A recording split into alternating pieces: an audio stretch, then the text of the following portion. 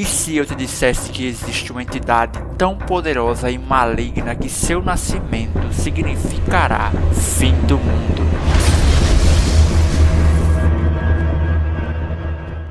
Um ser cultuado por fanáticos e temido até mesmo pela Fundação SCP. Hoje vamos explorar o Rei Escarlate, uma das entidades mais misteriosas e aterrorizantes do universo SCP.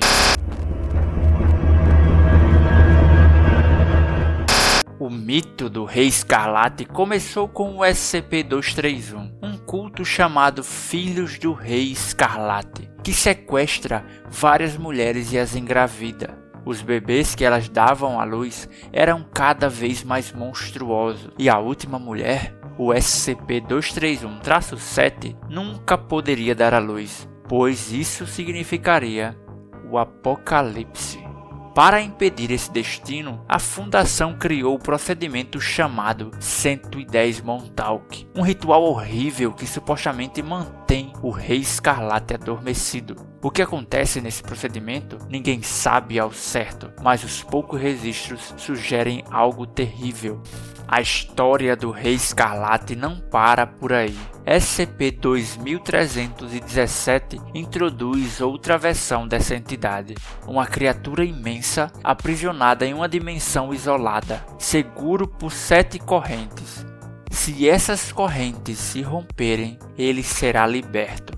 Os registros apontam que 6 já se romperam. Curiosamente, há referências diretas ao Rei Escarlate nos rituais usados para conter o SCP-2317. Mas será que eles são a mesma entidade ou apenas mitos interligados?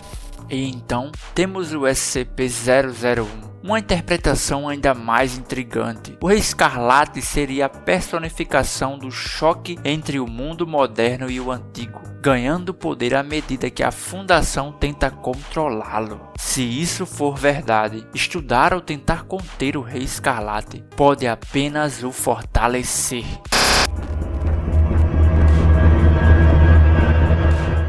Mas e as provas da existência do Rei Escarlate?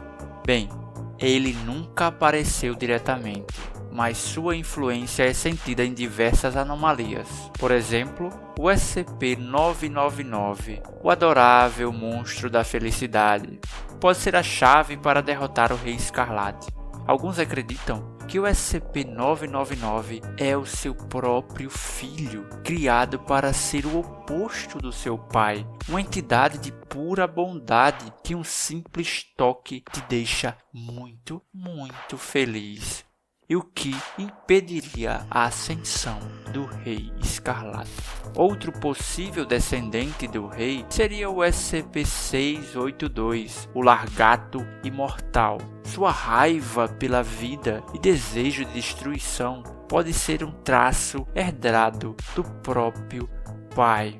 Mas a ideia mais assustadora é que o Rei Escarlate pode não ser apenas um monstro, mas um conceito. Quanto mais acreditamos nele, mais forte ele se torna. E se isso for possível, ou se isso for verdade, nós acabamos de dar mais poder a ele, apenas falando sobre isso.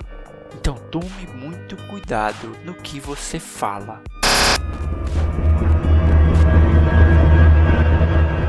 Aqui vão alguns fatos curiosos sobre o Rei Escarlate que talvez você não saiba.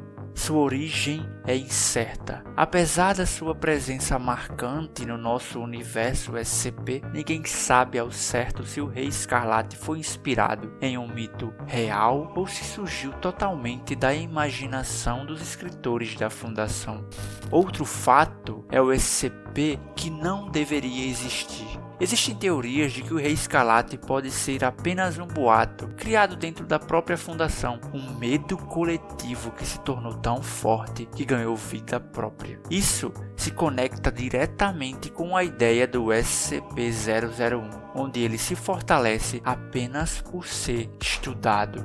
Outro fato curioso é que talvez ele seja o verdadeiro vilão da Fundação. Algumas interpretações sugerem que o Rei Escarlate não é o mal absoluto, mas sim o equilíbrio contra a Fundação SCP. Afinal, enquanto a Fundação representar o controle e a ordem, o Rei Escarlate simboliza o caos e a destruição.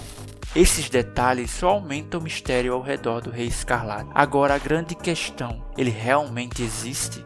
O Rei Escarlate é um dos mistérios mais fascinantes e aterrorizantes da Fundação SCP. Ele pode ser real, uma ideia ou até mesmo uma força inevitável, aguardando seu momento para consumir o mundo. Mas será que a Fundação realmente pode detê-lo? Ou estamos apenas adiando o inevitável? O que você acha? O Rei Escarlate é ou não é real?